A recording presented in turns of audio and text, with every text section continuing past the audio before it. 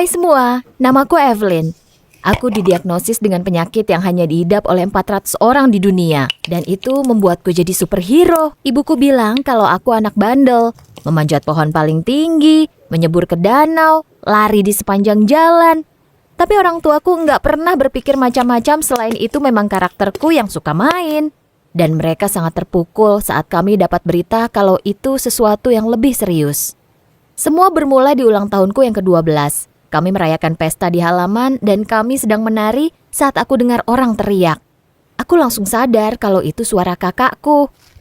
Aku lari mendekat dan melihat pemandangan yang mengerikan. Kakakku sedang berjalan di trotoar, berteriak karena seekor anjing sedang menggigit kakinya. Aku melihat darah menetes dari jeansnya. Aku lari ke arah anjing itu, memegang badannya dengan tanganku dan berusaha menariknya. Dia langsung lepas, tapi badannya bergetar saat aku pegang. Akhirnya ayahku datang dengan sepotong daging besar. Dia lempar ke seberang jalan dan anjing itu lari ke arah daging. Kami langsung ke rumah sakit dan kakakku dijahit. Tapi dokter itu malah tertarik dengan reaksi aku. Lebih tepatnya, sifat pantang takutku. Dia mulai menginterogasi orang tuaku. Apa ini reaksi normal dia? Apa dia sering melakukan hal yang bahaya? Dan aku lihat wajah orang tuaku dari senang karena kami selamat, jadi takut ada sesuatu denganku. 2 minggu ke depan aku seperti kelinci percobaan. Para dokter mulai memeriksa aku, sampai akhirnya aku dipanggil untuk didiagnosis. Aku ingat duduk di sana dengan orang tuaku gak mengerti apapun. Aku merasa seperti anak normal. Dokter itu bilang kalau aku punya penyakit tidak awam bernama Urbach-Wiethe yang hanya diidap 400 orang di dunia. Dan penyakit itu mulai menyerangku. Itu merusak sisi otakku yang bertugas membuat rasa takut. Orang tuaku terlihat depresi, tapi aku merasa baik-baik saja. Aku terbiasa hidup dengan itu hingga aku remaja. Itulah saat dimana hidupku mulai turun. Dan kali ini, itu brutal. Suatu hari aku sedang pulang dari sekolah dan aku lihat orang aneh duduk di kursi taman. Dia melihat ke arahku dan bilang, "Kemari." Aku nggak tahu apa yang dia mau, jadi aku mendekatinya. Saat itu dia mengeluarkan pisau dari kantongnya dan bilang, "Jangan teriak atau saya tusuk." Tapi aku nggak merasakan apapun. Aku cuma bilang, "Ya udah, coba aja."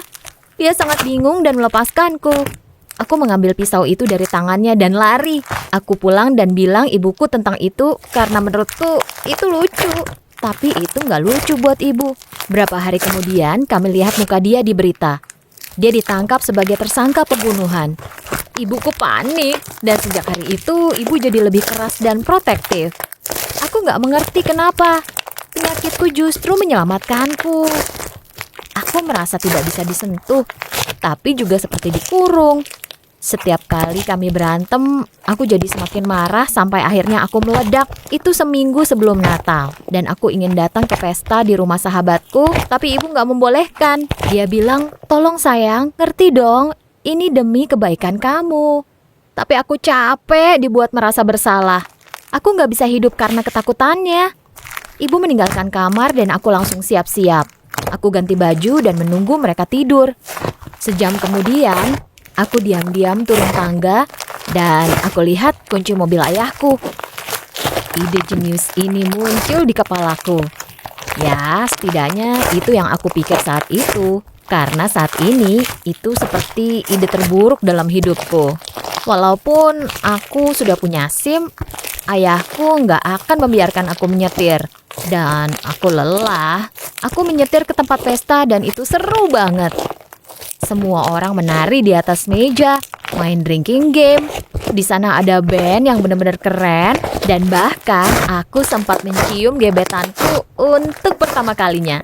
Saat jam 3 pagi, beberapa orang sudah mulai ketiduran. Tapi aku masih bangun. Aku merasa masih ada yang kurang dari seluruh pengalaman ini. Aku menoleh ke gebetanku Wesley dan bilang, "Jalan-jalan yuk." Dia awalnya ragu, tapi aku terus dorong dia.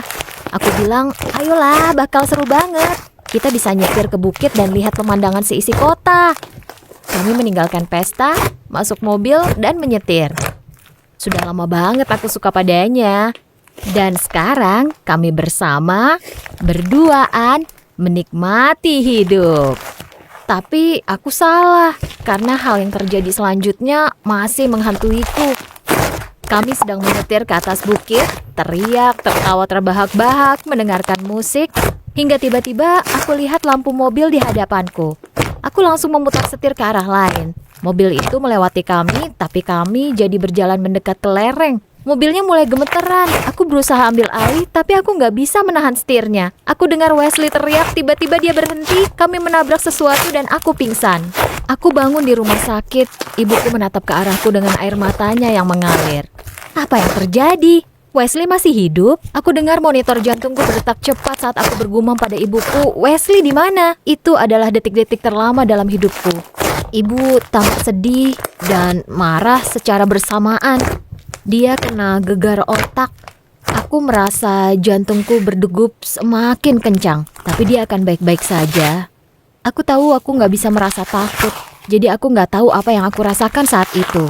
Sedih, bersalah, patah hati, tapi itu perasaan yang akan aku ingat seumur hidupku. Seminggu kemudian, aku bertemu Wesley di sekolah. Aku mendekatinya dan bilang, "Maaf, jutaan kali." Dan apa yang dia bilang padaku adalah salah satu hal paling bijaksana yang pernah aku dengar hingga hari ini. Dia menatapku dengan mata birunya yang indah dan berkata, "Jangan minta maaf, pastikan hal kayak gini nggak terjadi lagi." Aku masih berusaha, aku nggak bisa merasa takut. Jadi mudah untuk aku melakukan hal yang berbahaya, tapi aku harus mengatur impulsku. Penyakitku bisa menjadi kekuatan. Tapi seperti yang kamu tahu, dengan kekuatan yang besar, ada pula tanggung jawab yang besar.